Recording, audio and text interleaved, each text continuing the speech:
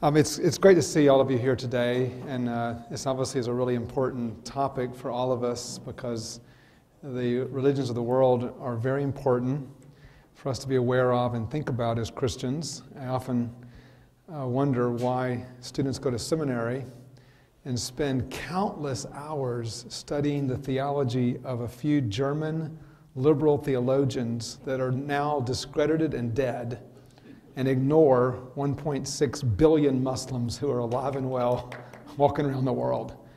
It amazes me.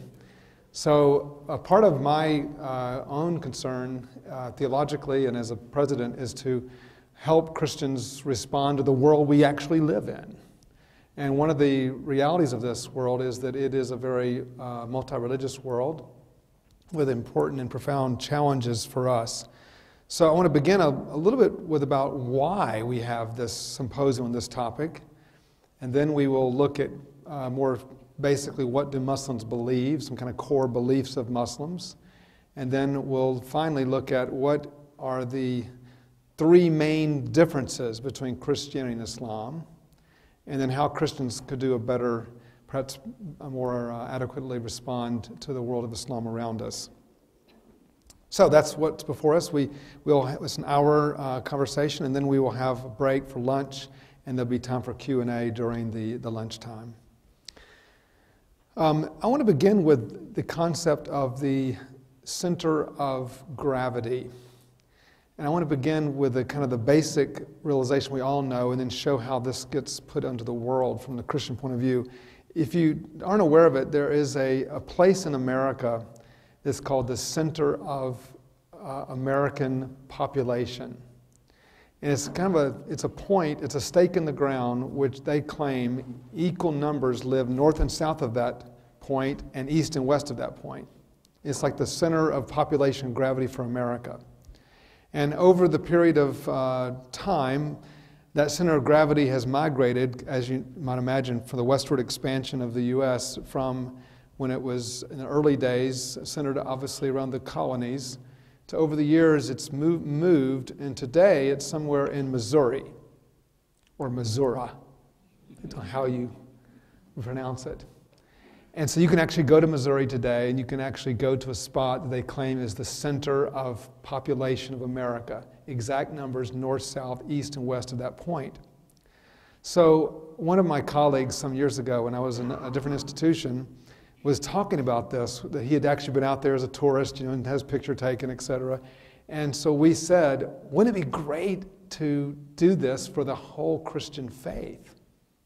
The center of gravity for Christianity through the history of the whole Christian movement.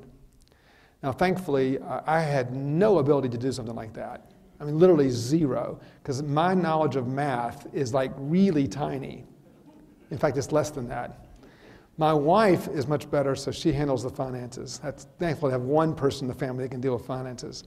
But actually, we had two people with PhDs in statistical analysis on my staff in those days. So Todd Johnson, who is brilliant on these things, he took on the project. And the result was this particular graph, which has now been published quite a few places over the last few years. But I remember when we talked about this as an idea, and it's so neat to see this now traveling around in various publications. But this particular map is important because it shows, if you were to put a stake in the ground, where the Christians are located globally. Now, it's a mathematical point, so it doesn't mean that any Christians are at that point, you understand? What this means is Christians are located north, south, east, and west of that point. So what this shows you is that between the time of the early church, the gospel's been spreading mostly westward. You'll notice, actually quite interesting, the first 600 years, the line kind of goes back and forth, which actually tells you in history how the church actually spread westward toward Britain and along the Silk Route toward Japan, toward China, around about the same time. The gospel was being preached in China about the same time as being preached in Britain, which is not known by many Westerners. It's kind of interesting. In the early days, it was actually pretty even east-west spread of the gospel. But from the 7th century on, it's moving decidedly north and west. By the time you get to the Reformation, the 16th century, it's a very Western movement. dramatically expands further westward with the New World, the explorations, of course, and here we are today. But who would have believed that in 1970, which is not that long ago, 1970 was the first time in 1,600 years that the line moved for the first time back eastward. And of course, you can see now it's moving eastward and dramatically southward. And so what that tells you is that this means there are millions and millions of new Christians, every day coming forward, every year coming out in places like Sub-Saharan Africa, Latin America, and in the Eastern world, India, 50 million Christians in India, dramatic growth in China. This means Christianity is growing in places that we normally didn't see it grow.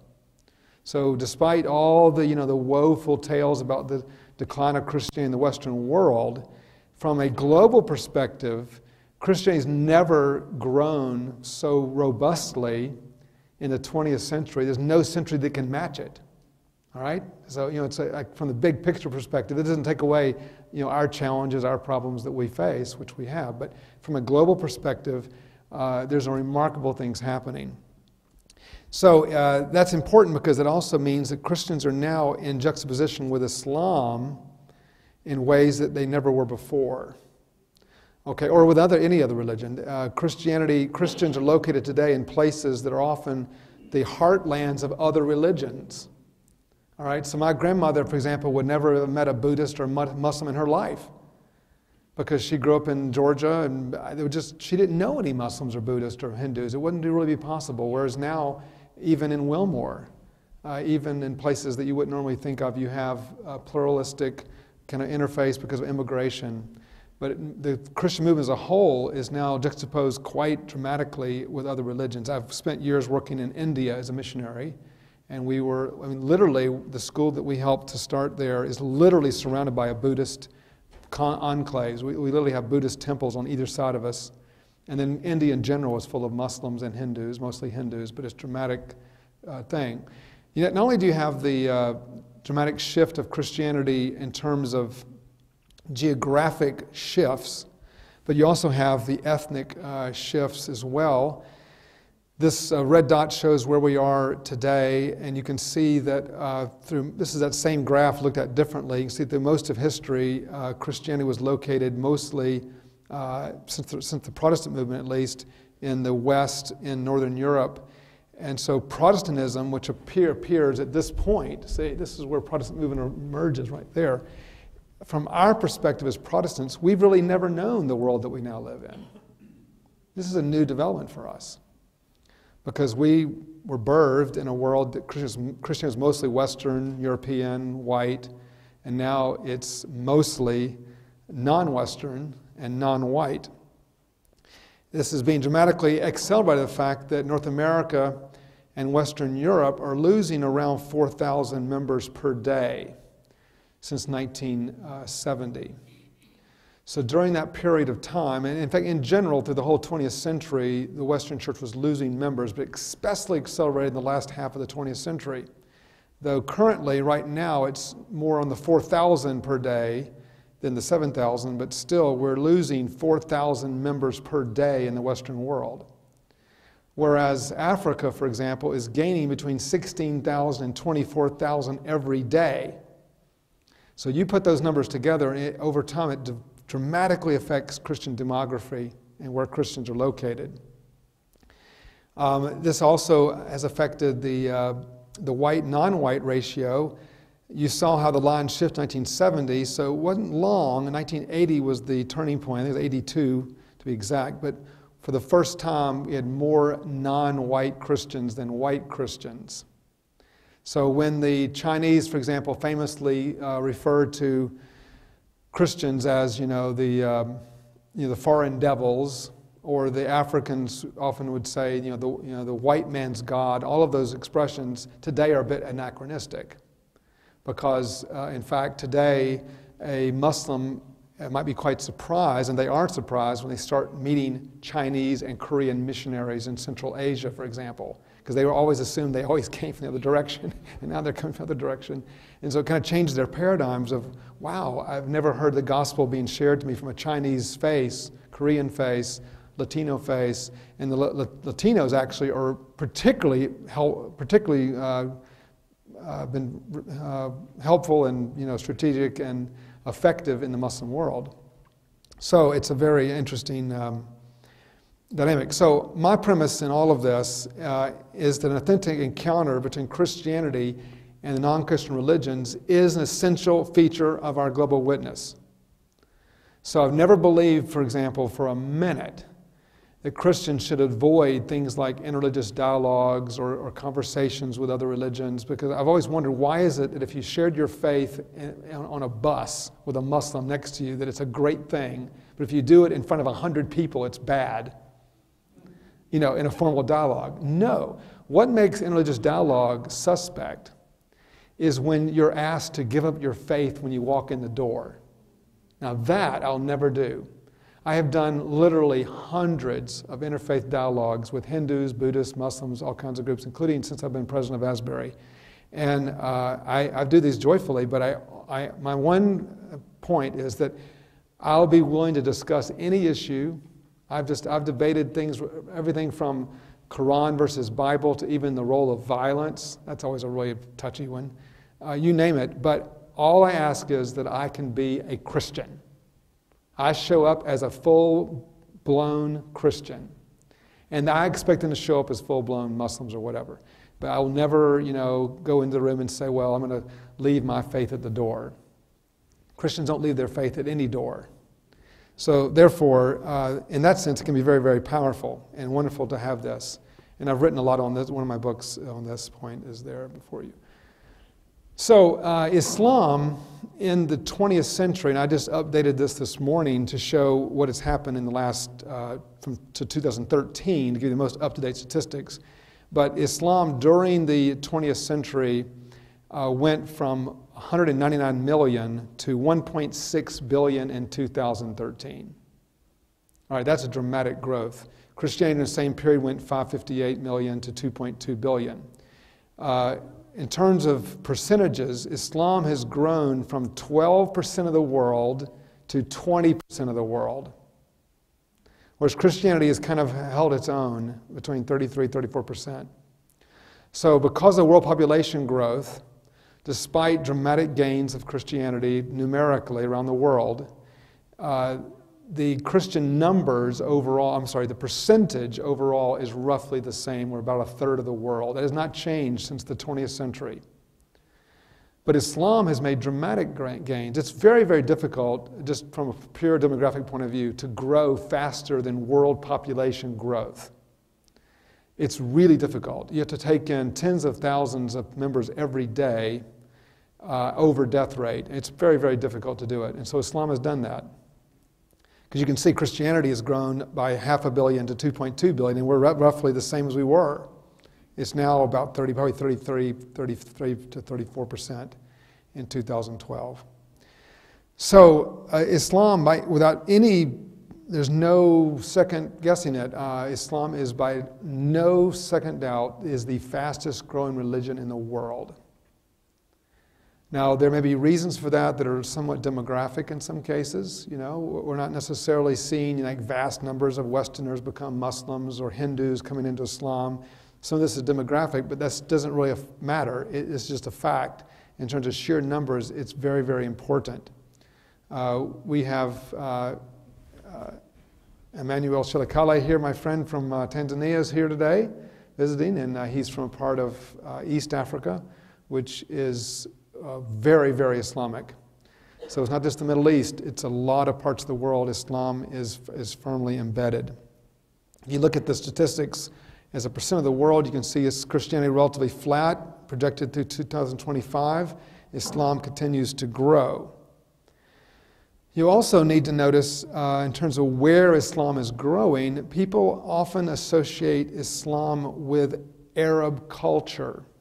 And there's a ton of reasons for that, which are good reasons, actually, in terms of how Islam envisions itself, the way that it projects itself, and the role of the Quran in their faith. But in terms of just the ethnicity of Muslims, the Arab Muslims are a very tiny percentage of them. Now, they are by far the most influential. They have a lot of power. Islam is seated in Saudi Arabia. Makes it very, very important. But you can see, I just took a few countries as examples just to give you some point of comparisons, like Kuwait, Jordan, Iraq, way over here on the right, relatively small, whereas China and Indonesia, India, Pakistan, Nigeria, Bangladesh, Indonesia, these are where the real vast numbers of Muslims are. So most people, if you were to stop people in the street and say, who are the Muslims, they would probably say Arab peoples. This is just dramatically not true. So the really vast numbers, obviously Indonesia is the most populated, most Islamic country in the world is Indonesia. India, where you don't really hear about Muslims as much because of Hindus, but there are 150 million Muslims in India.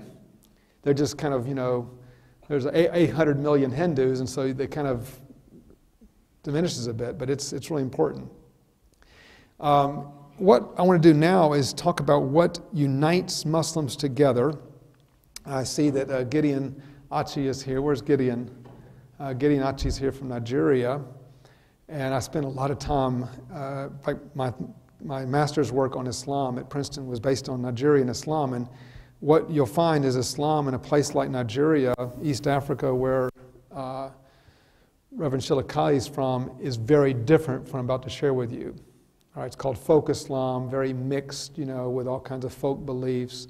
But right now, I think it's important to just share what are the things that, theoretically at least, should unite all Muslims together. And we want to start, it's a good place to start. The first thing is the Quran. You've all heard of this book. You see it spelled various ways. But this is the sacred book of Islam, roughly the size of the New Testament. It has 114 chapters they call surahs, and it's arranged by length of chapter, okay? So with the exception of the first chapter, which is a special chapter for them, chapter 2 is the longest, chapter 114 is the shortest in the Arabic. And so it's not arranged like chronologically, and so in some ways it moves around different periods of Muhammad's life, and so it takes a while to kind of get into why it's arranged this way, but just the feel of it is a bit different. But this is the Quran. All of you have heard of the Quran, but what you should be aware of is that there's actually another collection which is extremely important for Muslims. In fact, if you've heard of the term Sharia in the news, which means law, you may wonder, where does the law come from? How do they derive their law? The Quran is not really filled with a lot of verses about how to live your life or things that you should do and how to organize families, society structures, all of that is not really in the Quran. So there's another collection of writing known as the Hadith. And there's a verse in the Quran, they call them ayahs, by the way, rather than verses, the ayah in the Quran that says, Muhammad will instruct you in the book and in wisdom. And they take this to mean the Quran and a collection called the Hadith. Now the Hadith refers to a collection of, which eventually became written down, of basically things they observed about Muhammad, things Muhammad did, things Muhammad said, how he practiced his prayers. There's a whole range of things that are not in the Quran that have been collected into this Hadith. This is a big collection. This is, there are different ways it's printed, but the most standard edition is an 8-volume set. Okay, so you're looking at the Quran, which is the New Testament size, and the Hadith, which is 8 volumes. All right, it's a lot of material. And it's really thousands of little narratives, little stories. This day Muhammad was asked this and he said that. So for example, many of you have heard, for example, that Muslims pray 5 times a day. Most of you probably heard that. This is not found in the Quran. So even things that important to Muslims are actually found in the Hadith. So it started out as an oral tradition called Sunnah, and eventually gets written down, these little narratives called Hadith, and they are very, very important to Muslims, and they are one of the major sources of the Sharia, or the Sharia law that you often see talked about in the news and several things. Out of this, eventually, has come what is known as the 5 pillars, which hold up the house of Islam. Islam likes to talk about itself as a house. They call it the Dar al-Islam, the house of Islam. And so they envision it as a house which has 5 pillars which hold it up. And if any of these pillars is taken away, the house is, can fracture and fall. And so they really impress upon Muslims that these are the things which unite all Muslims together. In some ways, it's a theoretical point. If you actually look at Muslims around the world, the practice of these 5 things is very mixed, in some places non-existent. But this is always held up as these are the 5 ideals through which you are saved. So it's very, very important, and they themselves refer to them as the 5 pillars of Islam. So I want to briefly go through those for you. The first is called the Shahada, which is an Arabic word meaning the witness, or the confession of faith. It goes like this: I bear witness there is no God but Allah, and Muhammad is the prophet of Allah. This is the basic confession that brings you into the doorway of Islam. All right? This is the way you enter into Islam. And this is something that will come into the daily life of Muslims who make this confession before they pray and various things they do. It's a very prominent feature called the Shahada. The second pillar is known as Salat. And I purposely translated this as ritual prayer on purpose rather than just simply the word for prayer. Because Muslims, what they identify as prayer is what we would call a ritualized prayer, in the sense that it's set forms, set ways it occurs. It's not like spontaneous praying.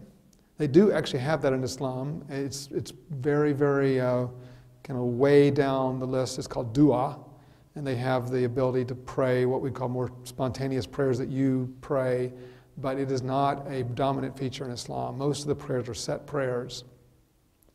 And so it begins with various features with it, and it begins with what's called a call to prayer. And if you've seen the news or whatever, the most prominent feature of a mosque is that you have a building of some type, maybe it has a onion-shaped dome or something, but next to it is a little tower. Have you seen this? It sticks up into the air. That's called a minaret. Now that minaret is where a person, that they call this person, this is a person called a muezzin. The muezzin is the person who issues the call to prayer. And he will go up into this minaret and he will call out this prayer, this call to prayer. It's called the Adhan, and this is it. He says, and maybe you've heard this first one on the news. Have you heard people say, in the news, Allahu Akbar? Okay, that's what this is. Allah is most great. All right? It can also tell Allah is greatest.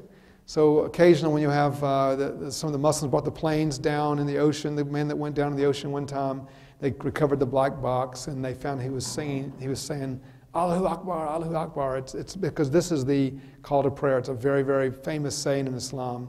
And so they have the Allahu Akbar 4 times, and then the Shahada. No God but Allah, Muhammad, Prophet of Allah, that's said twice each phrase. Come to prayer, come to success, and then Allahu Akbar is repeated again. So if you're in a Muslim world and you hear the Arabic going out over the city, this is what they're saying. All right? I've heard it thousands of times. The only change I've noticed is that in the morning, in the first morning prayer, there's five of these throughout the day, that when the first time of daylight comes, they do the first call to prayer. They add the phrase appropriately, prayer is better than sleep. Okay, even the Muslims have difficulty getting up to pray. So here's a muezzin on top of the minaret issuing the call to prayer. So this prayer involves a number of features. In addition to the call to prayer, when they actually pray, they go through 7 motions. They're called rakas. And maybe you see on television where Muslims will bow down, they'll go prostrate to the ground. Have you seen this? This is going through certain motions. So they 5 times a day they do this.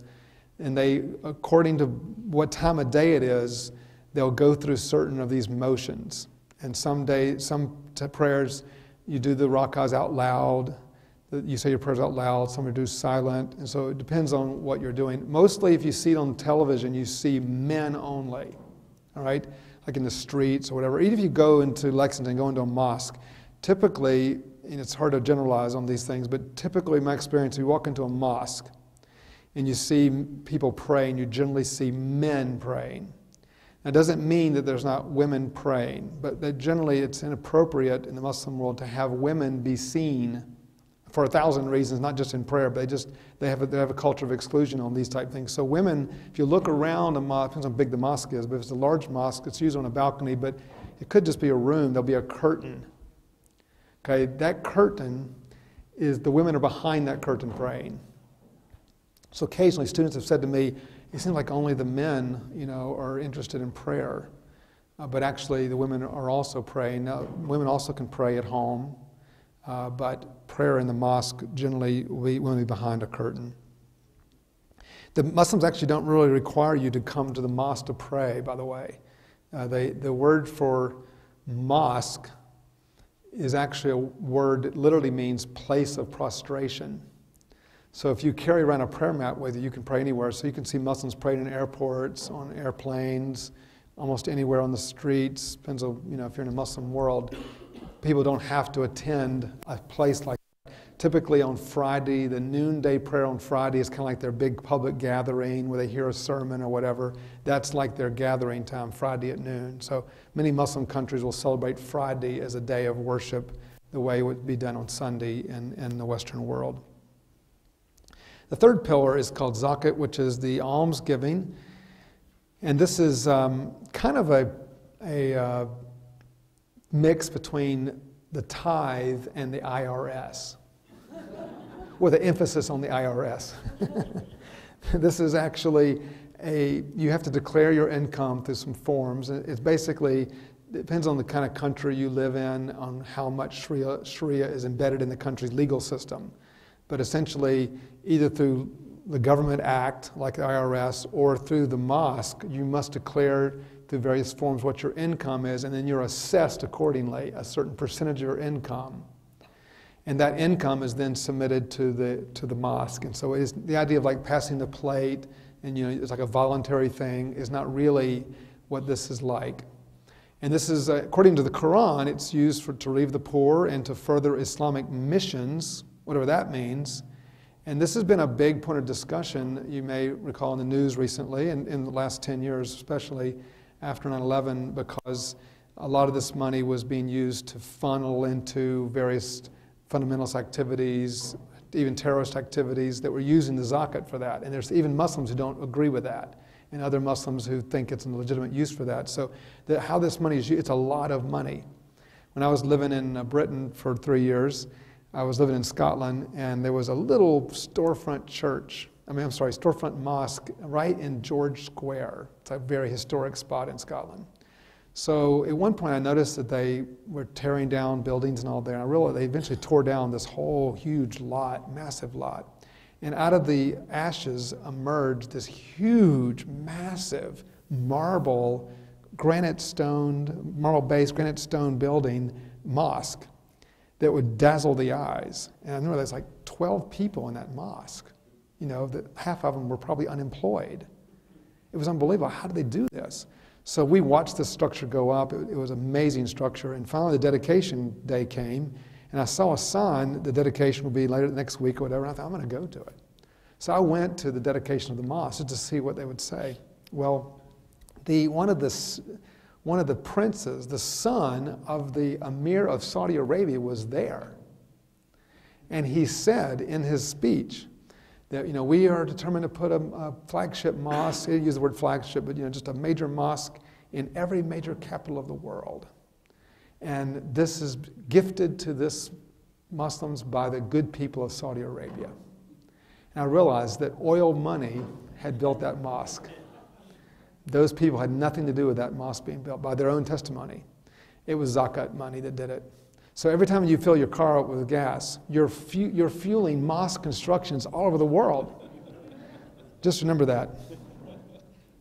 The fourth is Sawm, or fasting. This is the particular fast that the Muslims undertake. which is they follow a lunar month rather than a solar month, like a solar year like we do. So they follow 28-day months.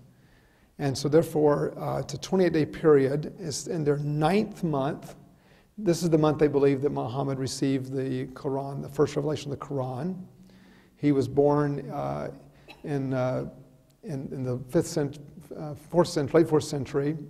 His first, late 5th century, his first revelation, according to them, was in the 610 AD. And he had revelations from 610 to 632 AD when he died. And so they believe that that first revelation happened during this month, and therefore they fast for 28 days. Now this fast is a fast actually observed the Christians doing, where you would, during Lent, the Christians would, fast during the week, and then they would never fast on Sundays. Christians don't fast on Sunday because of the resurrection. So they noticed this alternating fast and feast. So this is a variation of that. They fast during the daylight hours, and then they feast at night. So if you ever live in the Muslim world, and I lived in Pakistan during Ramadan, and where everything got flipped around, and it's a strange kind of feeling. The whole place changes, and people will consume quite a bit of food at night, but during the daytime they won't eat or even drink. They'll walk around with a piece of cloth in their mouth to signify that they're not even supposedly swallowing their saliva. It's this kind of very, very strict thing, and it's widely practiced throughout the Muslim world during Ramadan. You remember during the early days of the Gulf War, discussion going on about whether or not they should bomb during this month. Because the reason they asked that question is because in the Arab culture, the reason Ramadan was started, this goes back before Muhammad, the idea that 9th month was a period of fasting and prayer. That's why he was actually out in the hills around Mecca to receive the revelation, because he was in this period. The caravans would be, the Silk Route, of course, goes across into China. There was a tangent of the Silk Route, went all the way down into Arabia through Medina and Mecca. That's where the oases were. So what happened was, Muhammad himself was part of this caravan trade. His wife Khadijah was a very wealthy merchant, and they traded up and down the west coast of Arabia and connect with the Silk Route. And they were getting their caravans raided so much because people would just hide behind the sand dune, go out and attack the caravan and get all the goods. It was a nice way to save yourself a lot of trouble. And so they had basically, as you've probably heard from the Arabian thieves and all of that, those stories, honor among thieves. They all got together and said, we're all going to die if we don't make an agreement. We have certain months of the year were considered months where you weren't allowed to rob anybody. Isn't that great? And so Ramadan was a month everyone agreed not to rob each other. So all the caravans tried to rush through at that time. So it was an interesting time. So it was always a time of reflection and prayer. Finally, the 5th is the Hajj. And this is a pilgrimage where once in your lifetime, a Muslim is to make their way to Mecca, to the heart of what they believe is the origin of the Muslim world. You'll notice this is a quote from the Quran. In it, there are veritable signs, and the spot where Abraham stood. I'm going to show you that spot in a minute.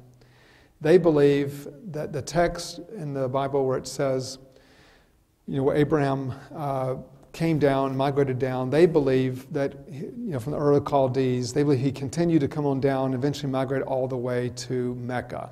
Because there's no historical evidence for this, but this is widely believed by Muslims. They believe that Abraham prayed that God would send a prophet to the Muslim world.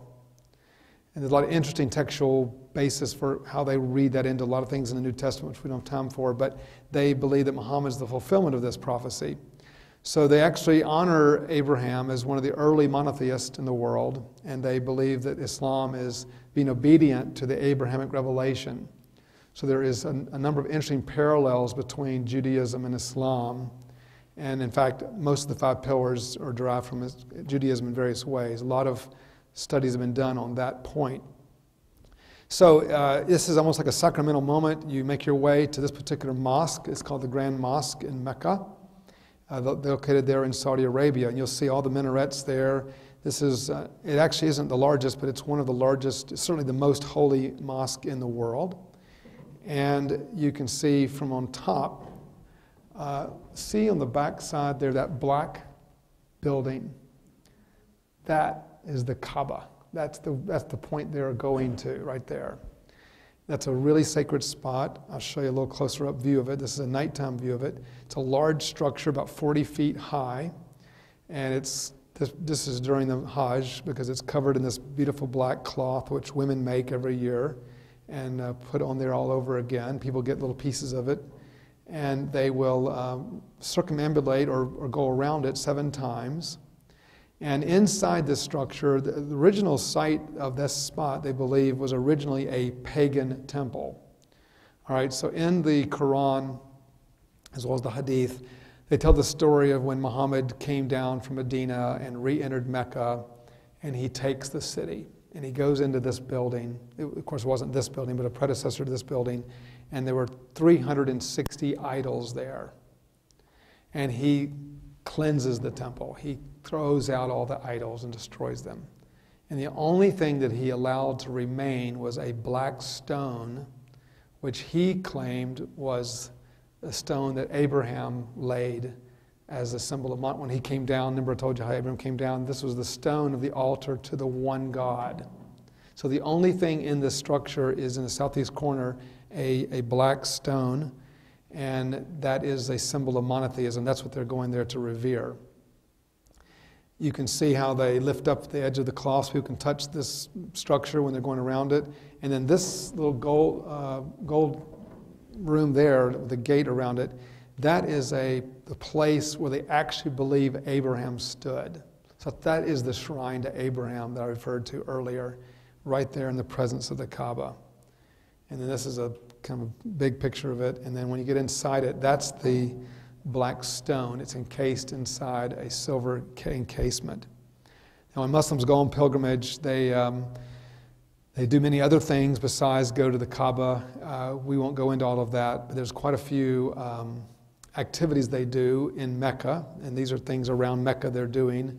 You can see the big tent city there in the top left, where they say that during the 28 days of Ramadan, a 747 lands in Meccan airport every 30 seconds.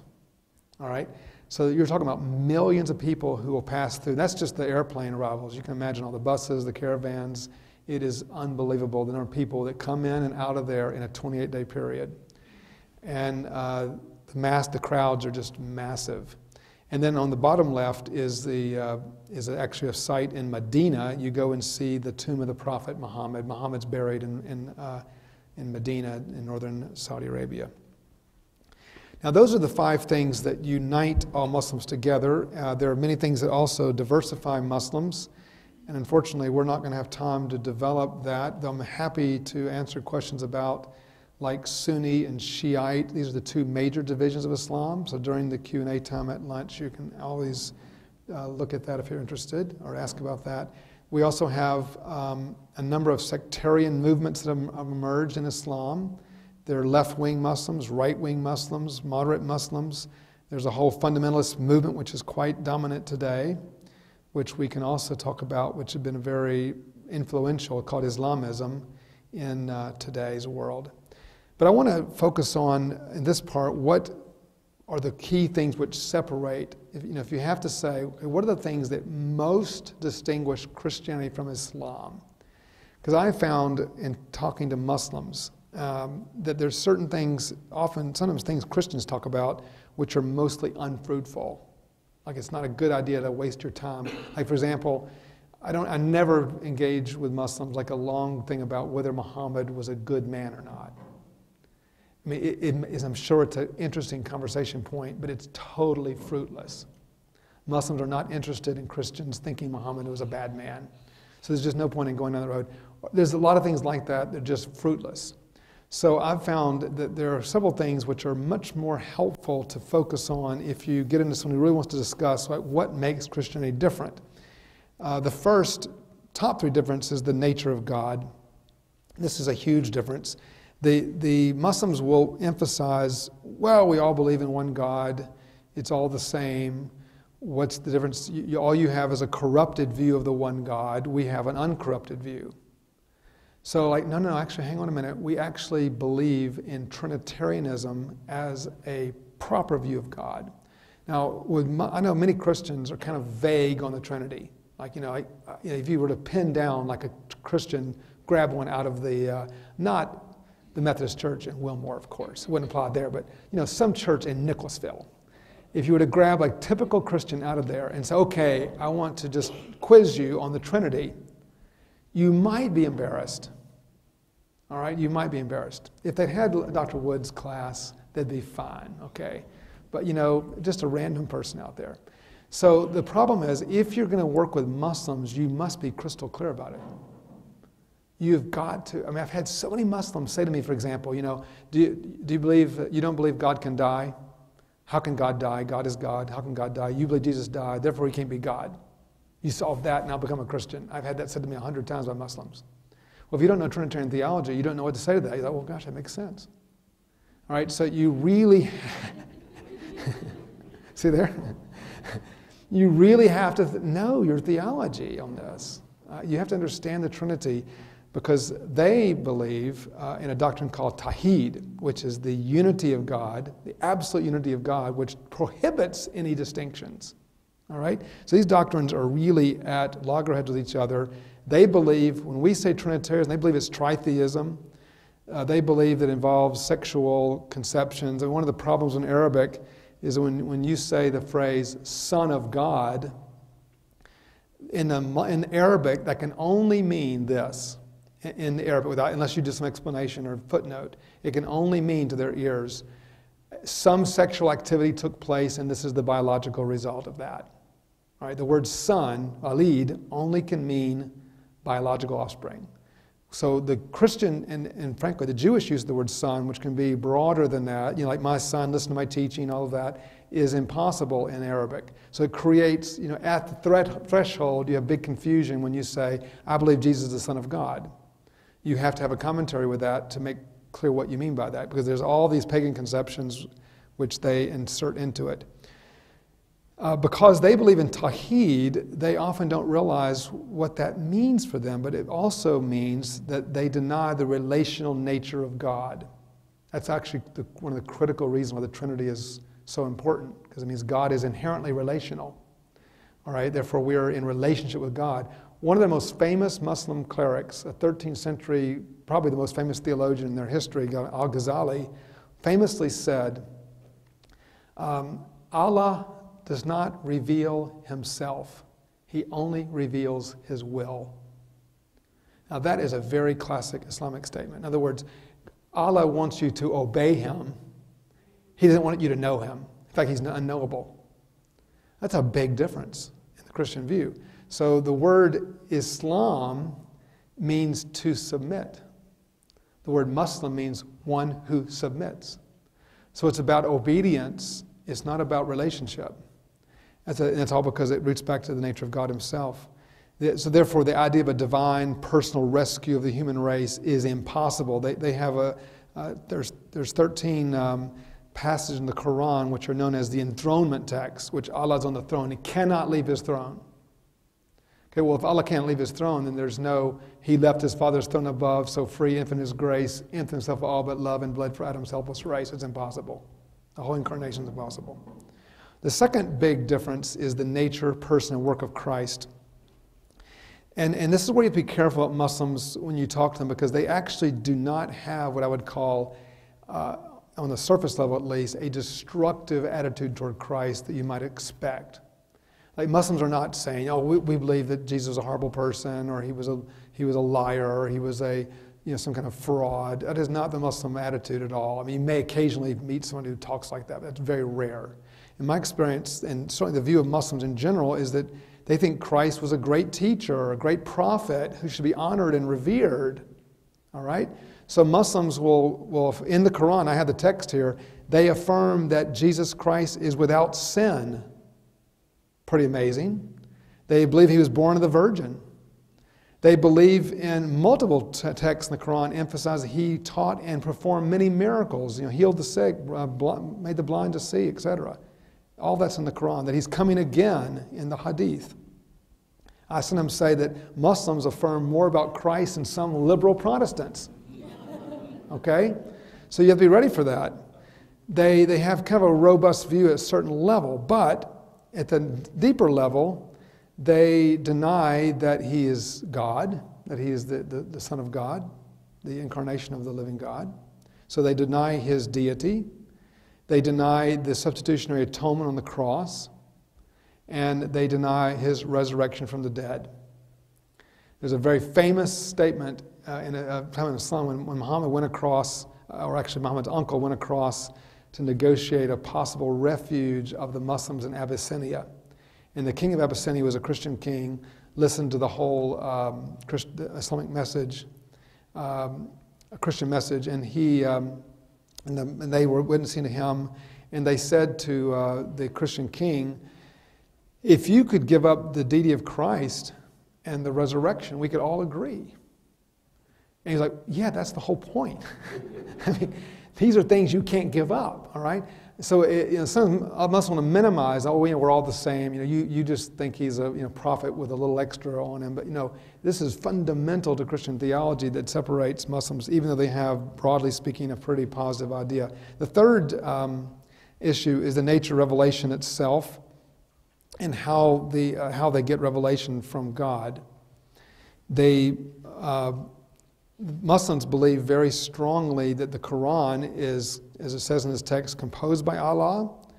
Notice it says confirms what was revealed before, that is the Torah, the Old Testament, is affirmed in the Quran repeatedly. And if they say it's your own invention, that compose one like it and call on your false gods to help you, what you say is true. There's a strong belief that the Quran is dictated by the angel Gabriel, and Muhammad was like a passive amanuensis, simply writing things down. And they now have this uncorrupted Word of God. They believe that it is in Arabic.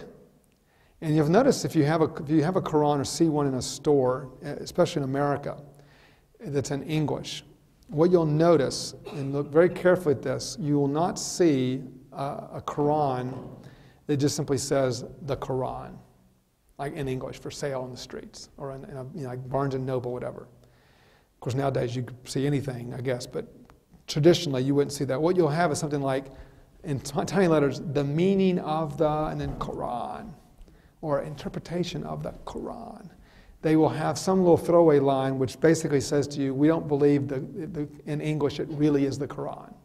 So in that sense, the Quran is untranslatable. They believe that. And therefore, the English version or French version or German version, whatever, is not really the real Quran.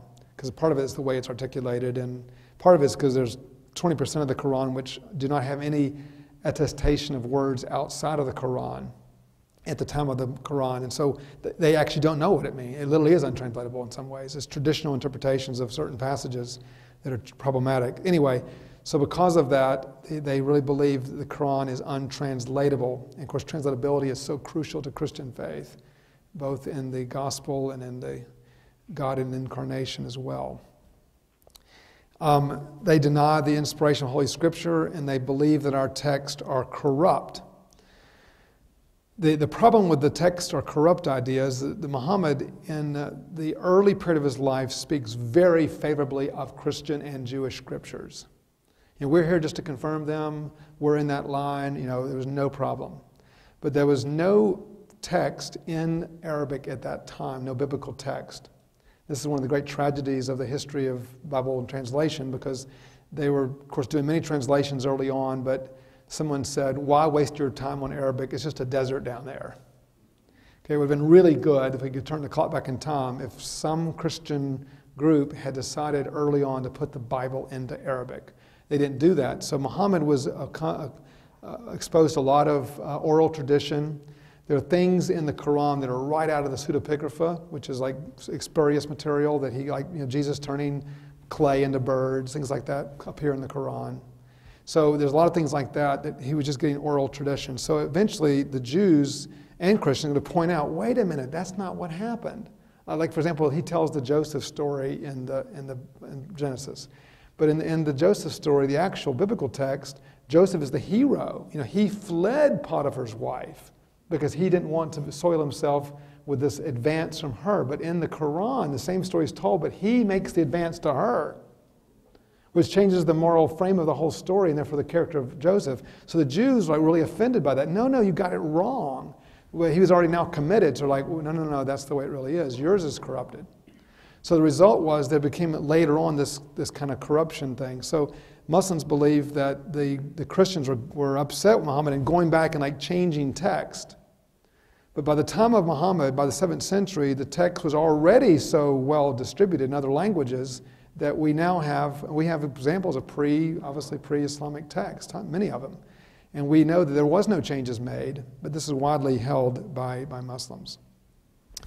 Okay, the last, I won't get into more of this. There's a lot of things that separate Muslims in terms of social issues, which often are even more important to Muslims. Perceptions about Western culture and Christianity and how we dress, food we eat, our gender roles, etc., which can sometimes be more important than theological issues, but those are things that can also be addressed at other times. But just some thoughts finally in closing, briefly, things to help you share your faith with Muslims. I think it's really important to share the scriptures with Muslims. There's no problem with that. Muslims are delighted to look at what the Bible says. But they also want to be assured that you are familiar with the Quran. If you try to give the Muslims a gospel, for example, to read, and they say, well, have you ever read the Quran? They say, no, I never read it. It's difficult for them to accept that. So, say, yes, I've read the Quran. Here, have you read the Gospel of John? It's good to be familiar. And also, just practically, Muslims will very regularly quote things, and when you're talking to them, that are not in the Quran. They just have, they hear things, they assume it's in the Quran. Because unfortunately, many Muslims haven't actually read the Quran. And so they'll say, the Quran says so-and-so. And so I'll say, no, it doesn't say that. Show me where it says that. It's not there. So I know the Quran well enough. I've read the Quran probably, I'm guessing, 30 or 40 times. And therefore, I know the Quran enough to know, like if someone says such in the Quran, no, it's not there. And it helps to have at least enough familiarity to know, because sometimes bizarre things will come out that they say in the Quran. Also, it's great to pray with Muslims because they're so connected to Salat, or the kind of the ritualized prayer, that when we have friends in Lexington, my wife has made a number of friends with Muslim families in Lexington through Friendship International. It's a ministry, Christian ministry, which makes friends with internationals here. So my wife is teaching piano lessons to the children of a lot of these Muslims there, mostly from Indonesia. So they've been over to our house, and they're used to, set ritual prayers where they recite things, go through some salats, go through the rakas, and then that's it. It's all kind of dead, formalized stuff. So yet they have their own same concerns we have. They have needs, concerns, their children in school, all the problems everybody else has, paying their rent, whatever. So when we say we have to pray with you, and you pray a prayer, a personal prayer, Lord, I help this person this way. Oh, they've never experienced before. It's amazing. It blows their mind, and pray in Jesus' name. It's perfectly fine. It's great. Muslims discuss religion the way we discuss politics, or at least sports. It's something you can talk about without. That's what they say. Let's go with sports. Be relational oriented. Muslims, nobody likes it when you come with an agenda like, I'm going to try to bring you to Christ in 3 easy steps. You have to love people, right?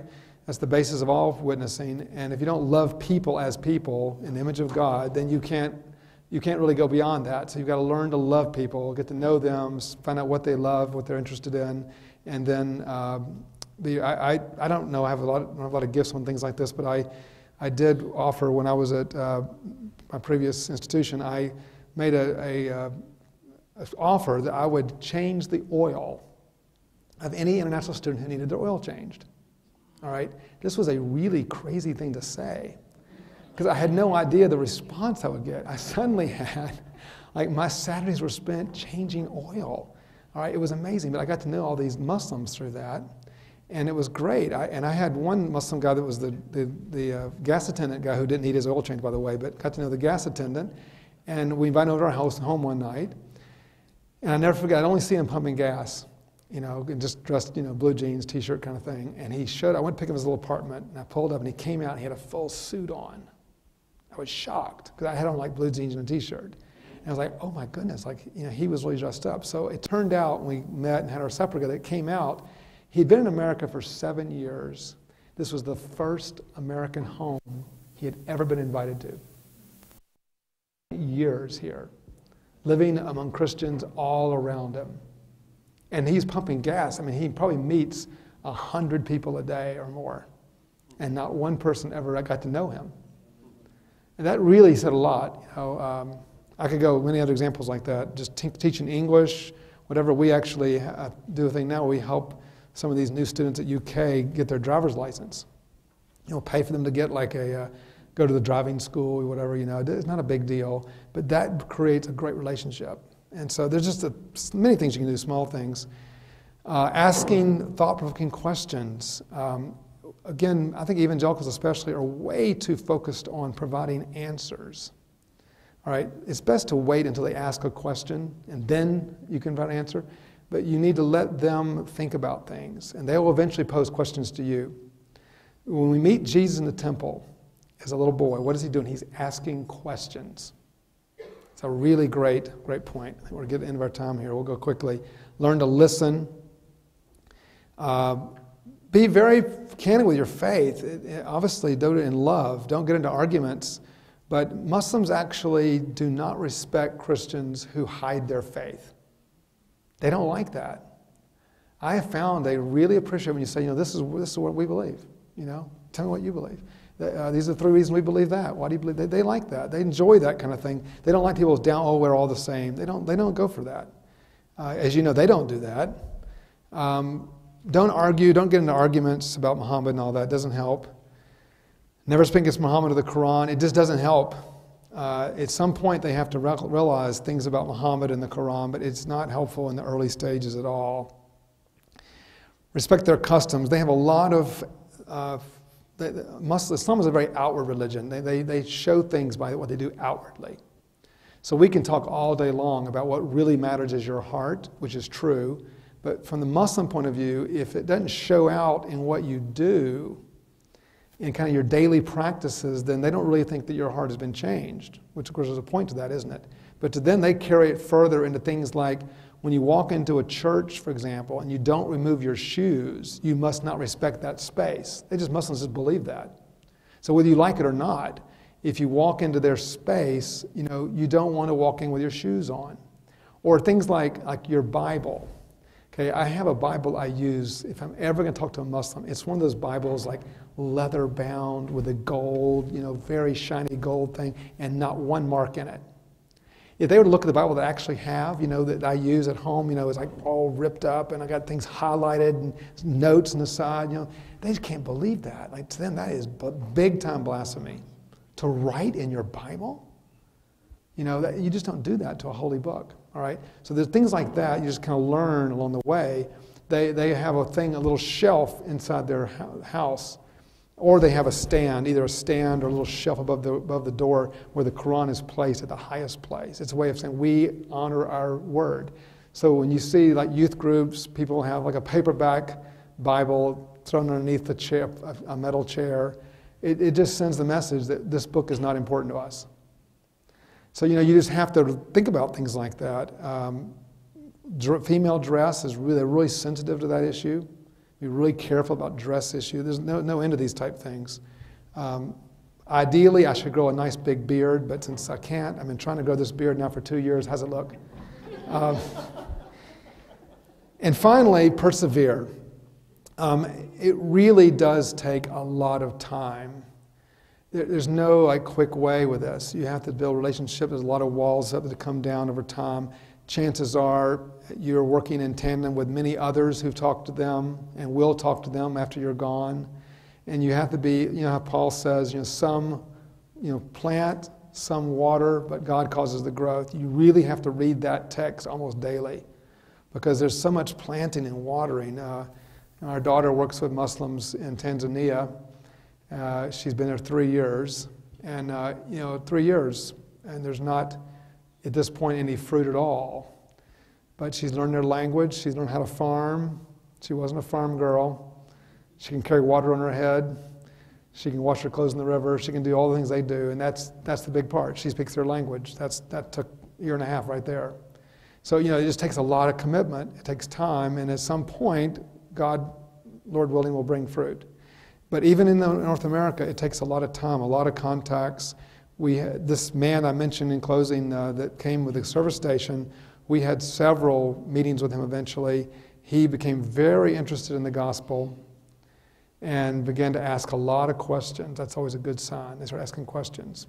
So eventually when we got together, it was even when I went to get gas, he would come up rushing out to the car and ask questions to the window. But his boss, who actually owned all these stations, got wind of it. And so I suddenly noticed he disappeared from that station. And so at one point I got a very cryptic note from him where he had been moved to another station like way across town in Boston. I had to drive 45 minutes to go see him. I went to see him and he said to me, if I'm even seen with you, I could lose my job. There's all kinds of things going on. And eventually, of course, I moved here, but we had to put him in God's hands. But I'm just saying there's just a lot of challenge we can hardly believe in terms of the relational side of this. We had one of the women that we spent time with, her daughter came home from school and said that they needed volunteers from the mothers of the children. This is right here in Lexington. Needed volunteers of the mothers, which please come help out in the classroom. So like a mother, she's prohibited from working because her husband's a student at UK. She didn't have a green card. She can't work. So she said, I'd love to volunteer. So she goes to the school and volunteers to help out. Well, she wears the full chador. She wears a head covering and all. So the teacher said to her, I'm so sorry, we can't have you volunteer because you'll scare the children. Well, it was really hard for her because she wanted to help out. And she had no one to process that with. And so my wife spent a long time with her just talking about that, explaining what the feelings were, how this works out, just kind of the whole dynamic, what it's like to be a Muslim in America. Because many Muslims here feel like that you feel like, I know this is not true, but they feel like that you feel like that every Muslim is walking around with a bomb under their coat. And so it makes it very difficult for them. So it takes a lot of perseverance to work through that and show the love of Christ through obviously many difficult challenges that we face. So those are some thoughts on this topic. We could obviously do a lot more, but that's enough to kind of give you a lot to think about. And during lunchtime, we'll have time just for you to ask questions, and we can have more interaction there. Thank you. Thank you.